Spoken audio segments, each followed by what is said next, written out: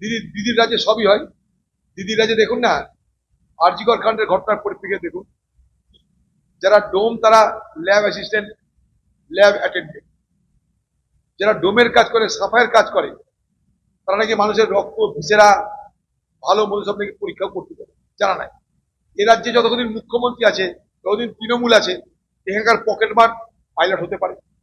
যদি প্লেন চালানোর অধিকার রাজ্য সরকারকে দেওয়া হয়, তাহলে এখানকার পকেট মার পাইলট হতে পারে। এখানকার যে ডোম, সে রোমের পোপো হতে পারে, যদি রাজ্যটা দিদির হাতে ছেড়ে দেওয়া হয়। না হলে ল্যাব অ্যাসিস্ট্যান্ট, ল্যাব অ্যাটেন্ডেন্টের মতো গুরুত্বপূর্ণ পদ জেনে শুনে বুঝে ডোমের হাতে, সাফাই কর্মীর হাতে কি করে তুলে দেওয়া হয়? আমি কোনো কেউ ডোম বলে বা কেউ সাফাই কর্মী বলে আমার কিন্তু কাউকে অপমান করার ইচ্ছা নেই, কিন্তু যার যেটা কাজ, সে কাজের তারা অভিজ্ঞ, সেই কাজের তারা অভিজ্ঞ মানে এক্সপার্ট হতে পারে। কিন্তু এই ধরনের ল্যাবরেটরিতে, যেখানটায় মানুষকে মৃত্যুর কারণ খোঁজা হয়, সেইখানে তাদের কি ভূমিকা থাকতে পারে আমার জানা নাই। বড় ভয়ঙ্কর পরিস্থিতি। তাই আরজি কর কাণ্ডের ধামাচাপা পড়ে যাচ্ছে।